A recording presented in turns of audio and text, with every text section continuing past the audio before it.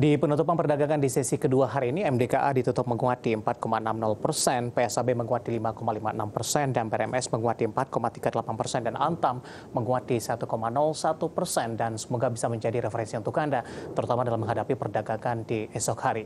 Kita beralih ke informasi emiten pilihan pemirsa, di mana saham emiten maskapai BUMN PT Garuda Indonesia Persero Tbk atau GIA terpantau melonjak lebih dari 9% pada perdagangan sesi pertama Selasa hari ini.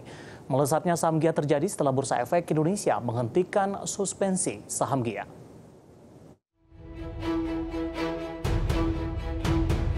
Dibuka flat di level Rp204 per saham di pembukaan sesi pertama hari ini, saham PT Garuda Indonesia Persero Tbk atau GIAA tertekan dalam ke level Rp190 per saham.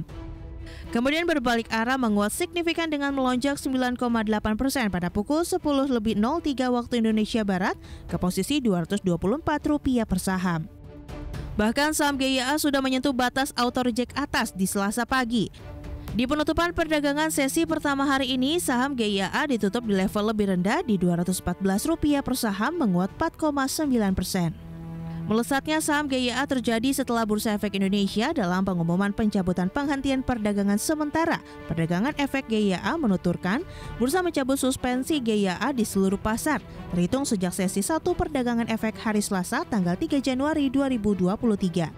Seperti diketahui, BEI melakukan suspensi perdagangan GIAA pada 18 Juni 2021 lalu, disebabkan oleh penundaan pembayaran kupon suku global. Sebelumnya, Garuda Indonesia resmi merampungkan proses restrukturisasi kinerja usaha yang terus diidentifikasikan sejak akhir 2021 lalu. Perampungan restrukturisasi tersebut salah satunya ditandai dengan diterbitkannya surat utang baru dan sukuk baru pada tanggal 28 dan 29 Desember 2022. Sebagai rangkaian akhir dari aksi korporasi strategis yang dilaksanakan Garuda untuk mencapai tanggal efektif di Pengadilan Negeri Jakarta Pusat pada tanggal 27 Juni 2022 lalu. Efektivitas dari seluruh ketentuan perjanjian perdamaian ini melengkapi implementasi berbagai tahapan fundamental lainnya yang telah dicapai oleh Garuda melalui proses penundaan kewajiban pembayaran utang atau PKPU.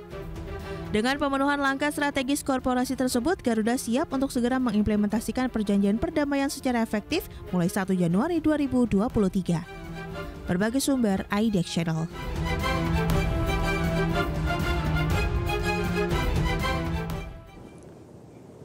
Ya, pemirsa, selanjutnya kita akan coba lihat bagaimana pergerakan intraday tradingnya untuk saham GIA di sepanjang perdagangan hari ini. Dapat Anda saksikan juga di layar televisi Anda, pemirsa.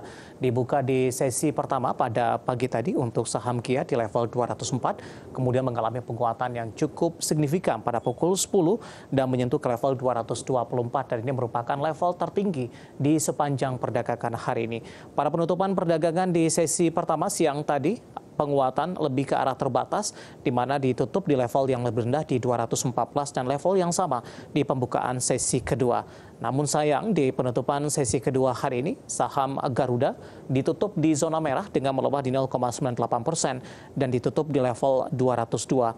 Di sepanjang perdagangan hari ini, saham Garuda sempat menyentuh ke level tertingginya di 190, level terendah maksud kami, dan level tertinggi di 224.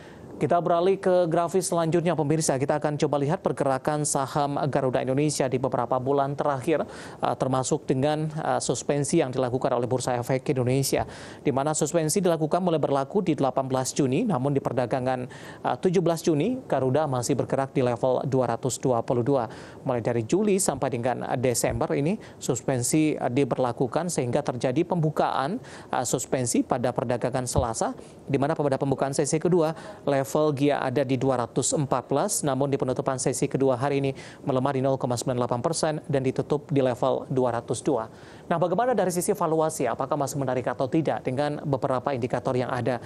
Dapat Anda saksikan juga di layar televisi Anda, pemirsa. Kita akan coba lihat dari posisi price to earning ratio atau PER dari GIA ada di kisaran di 0,26 kali, PSR-nya di 0,64 kali, sementara PBV GIA minus di 0,54 kali, sementara VCFR ada di kisaran 3,37 kali.